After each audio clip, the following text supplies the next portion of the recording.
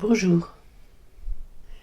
Nous sommes partis pour un temps indéfini, mais néanmoins assez long, de ce qu'on appelle joliment confinement. On pourrait dire enfermement. Et c'est bien ce mot qui fait peur à beaucoup, ce mot qui stresse, ce mot qui met si mal, être enfermé. Est-ce que c'est la notion d'être privé de sa liberté? Est-ce que c'est le fait d'être confronté à soi-même? Est-ce que c'est le fait de vivre au milieu d'autres avec qui, en fait, on n'a pas tant que ça à partager? Lorsque nous étions enfants et que nous étions enfermés, nous ne nous ennuyions pas. Nous rêvions, nous imaginions.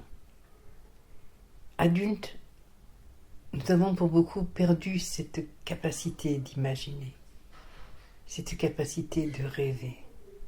Persuadés que nous sommes, que ce rêve va se retrouver confronté à une réalité immuable, inchangeable.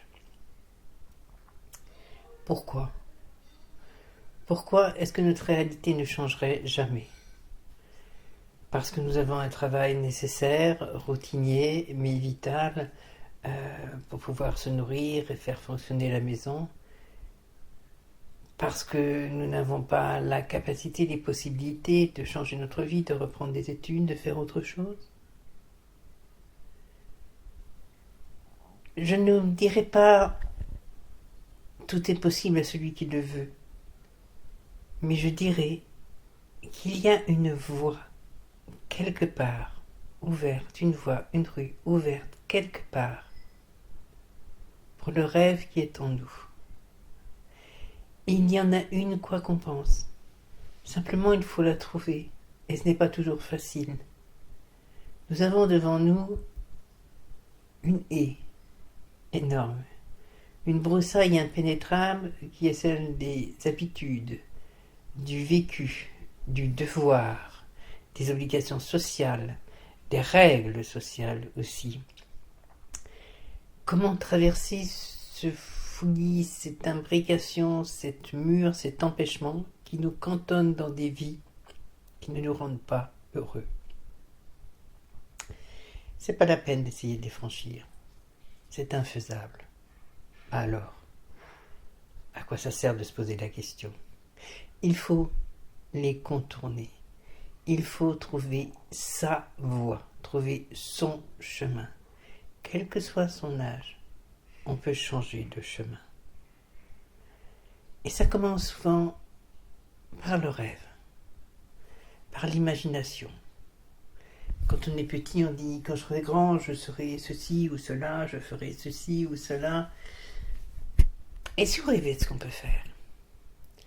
Cette période particulière qui n'est que l'aboutissement de somme d'événements qui nous y amenaient, cette période particulière dans un monde qui de toute façon va dans le mur de la manière dont il fonctionne, où l'argent n'a plus un simple sens d'échange, mais où l'argent est devenu une raison d'être, une raison de vivre, a pris une place démentielle, où posséder devient pour certains comme respirer.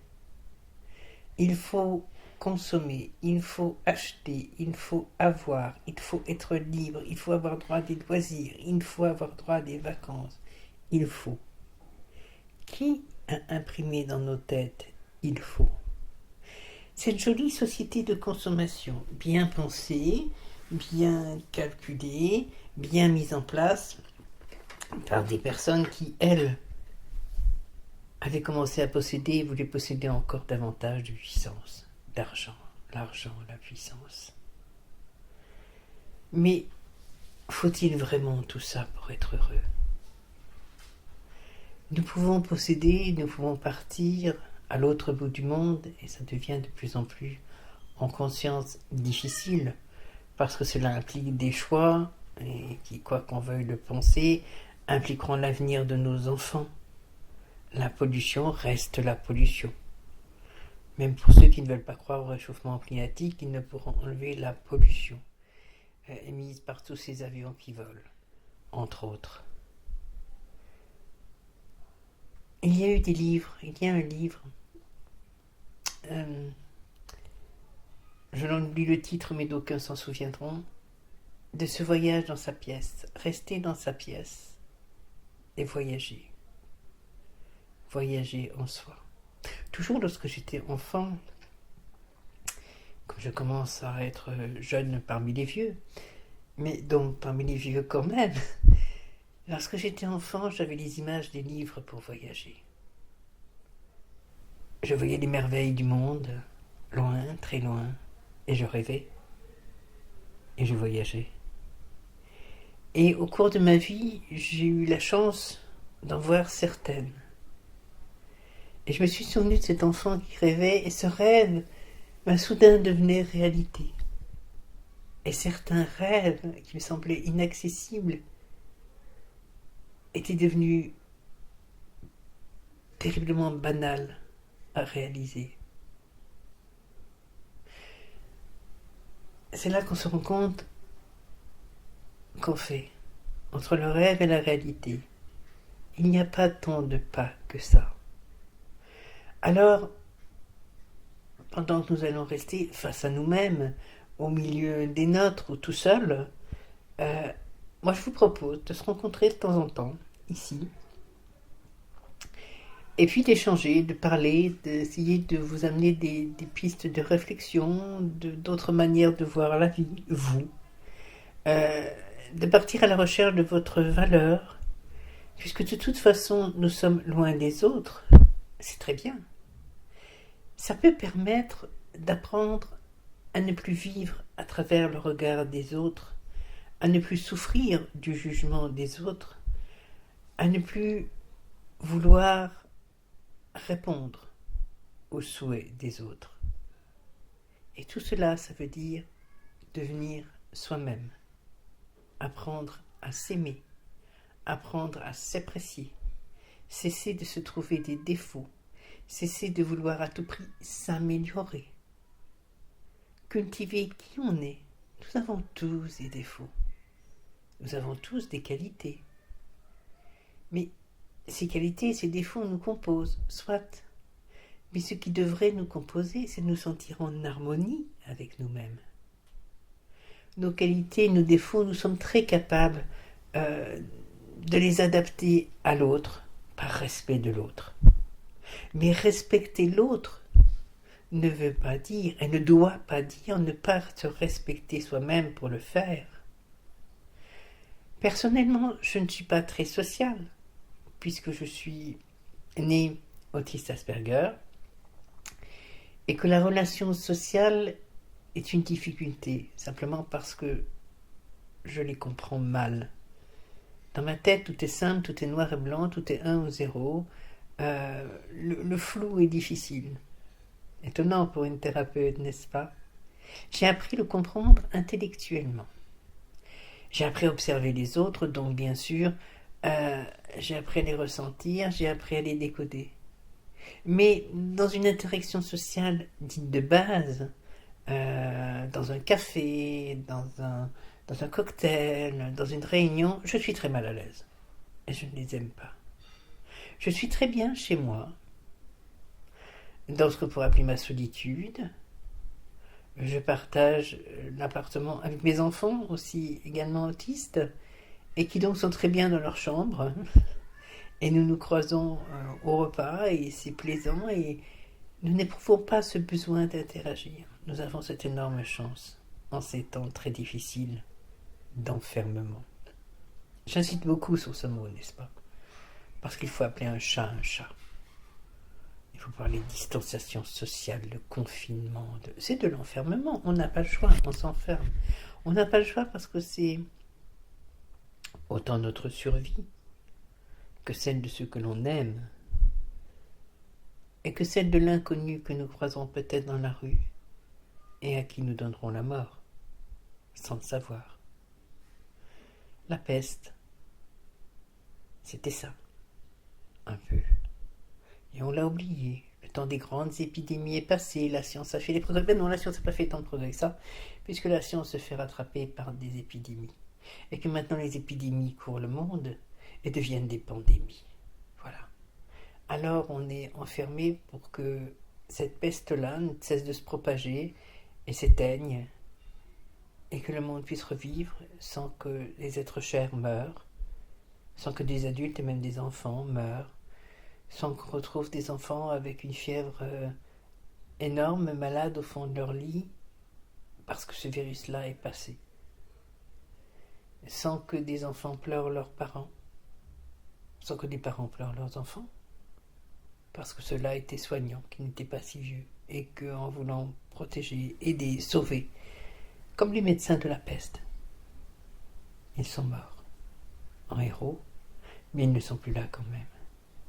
Alors parce que nous devons, humainement, parce que nous sommes tous humains, faire cet effort nécessaire de rester les uns loin des autres.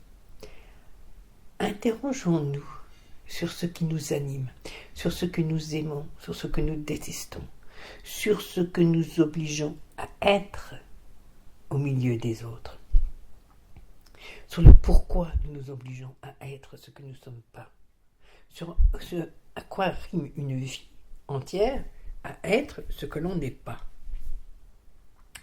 Et rêvons à être ce que nous sommes, tout simplement. Rêvons et apprenons à le devenir. Vous verrez qu'être soi-même n'est pas si épouvantable que ça. N'éloigne pas autant les autres qu'on nous l'a dit. Ce sont des croyances sociales pour entrer dans un joli moule. Celui où tout le monde se sourit, se dit bonjour, et où tout le monde souffre parce que derrière ce bonjour et ce sourire, il y a « je ne peux pas être moi ». Je ne peux pas m'exprimer moi. Pour apprendre à m'exprimer, je dois rentrer en moi. D'aucuns font de la méditation, d'autres font du yoga. D'autres suivent une thérapie, d'autres suivent du coaching. Je suis thérapeute et coach à la fois. Coach au sens où j'aide mes consultants au cours de cette thérapie à se resituer, à se reposer les bonnes questions, à tenir le choc quand ils s'écroulent. Je leur offre des pistes pour creuser des voies. C'est un joli métier. Et je l'aime beaucoup. Ça s'entend, je le sais. Quelle que soit la méthode que l'on prenne, il faut apprendre à se redécouvrir. D'abord, qui est cet enfant en nous? Qui a souffert? De quoi a-t-il souffert? Pourquoi a-t-il souffert? Pourquoi ses parents, ses dieux, n'ont-ils pas pu l'empêcher de souffrir? N'ont-ils pas pu lui donner tout ce qui pouvait le rassurer, ou tout simplement l'aimer? Il est toujours question de pouvoir dans ces cas-là. Notre enfance est liée à ce que pouvaient nous donner ceux qui étaient là pour nous apprendre à grandir. Pourquoi pouvoir? Parce qu'on ne fait qu'avec ce qu'on a. Aller rechercher pourquoi ils ne pouvaient pas. Quelle était donc leur enfance qui les a empêchés de grandir suffisamment bien au fond d'eux-mêmes pour qu'ils puissent transmettre quelque chose? Regardez nos enfants aussi. Pourquoi nos adolescents sont-ils si difficiles parfois? Pourquoi nos relations de nos enfants sont si compliquées? Quel message nous leur envoyons? Quelle incompréhension, quelle attente nous avons? Nous regarder, nous, apprendre à nous aimer, nous guérir, nous. C'est apprendre à nos enfants, pour ceux qui en ont, à s'aimer. C'est envoyer un message à nos proches, à nos conjoints, pour ceux qui en ont, pour qu'ils apprennent eux aussi à se regarder, sans leur dire, simplement en étant. C'est énorme ce qu'être soi provoque chez l'autre. Ça le remue, parce qu'on sent bien que quelqu'un est entier. Ça le remue, ça le perturbe. Alors peut-être est-ce que ça sera la fin d'une histoire qui dans le fond n'était ni celle de l'un ni celle de l'autre. Peut-être aussi que ce sera le début d'une révélation, d'une belle histoire, de deux êtres qui osent enfin être eux-mêmes et se découvrent. Mais, avant tout, cela passera par vous. Être soi. S'apprendre, se comprendre. Renaître de ses cendres comme le phénix. Naître à soi-même. enlever de sur cette petite graine qui est nous, tout ce qui est amassé de faux semblants, de devoirs, d'injonctions, de croyances, de volonté d'autrui. Enlevez tout et laissez cette graine qui est nous, cette fleur, grandir. La cultiver, lui donner de l'eau, lui donner de l'attention, la dorloter, la soigner, et grandir et devenir un arbre beau et fort. Nous avons un peu de temps là pour le faire, ce temps qui ne nous est jamais accordé, l'est tout d'un coup soudain. Alors ne nous morfondons pas. Utilisons-le. Il est devenu si rare ce temps. Utilisons-le et prenons-le. Et je pense que pour après, quand le monde pourra se réveiller, si nous le faisons, nous aurons appris à utiliser mieux ce temps et à en garder pour nous aussi, même si on pense que c'est impossible avant. Vous verrez que c'est possible après. Je vous dis à bientôt pour une prochaine causerie. J'espère qu'elles vous intéresseront. Peut-être qu'elles vous ennuieront et que vous passerez votre chemin, et vous aurez entièrement raison. J'ai eu envie de le faire, alors je le fais. Et c'est ce qu'on devrait toujours faire. Je me suis dit qu'elle pourrait peut-être vous aider à passer ce temps-là de manière riche, profonde, intéressante pour vous. Vraiment utile pour vous. Utile qu'elle soit un outil pour vous. Un outil pour aller bien. Bien sûr, je consulte en ce moment, avec tout le monde à la maison, ce n'est peut-être pas le moment facile, mais je consulte effectivement. Le mail s'affiche pour qu'on parle d'une consultation. Ces consultations sont payantes, ont un tarif. En cette période difficile, ce tarif s'adaptait déjà à ceux qui n'ont pas les moyens, s'adaptera, peut-être plus, peut-être davantage. Mais une consultation, c'est un beau moment de partage. C'est un beau moment d'enrichissement. C'est un bel échange. Vous m'apportez votre confiance, je vous apporte ma connaissance. Et nous partageons vraiment quelque chose d'extrêmement riche, d'extrêmement beau, d'extrêmement rare. Notre humanité. Dans tous les cas, je vous dis à bientôt. Prenez soin de vous. Vous êtes la personne la plus importante au monde. Pour vous, vous devez l'être. Plein de lumière. Au revoir.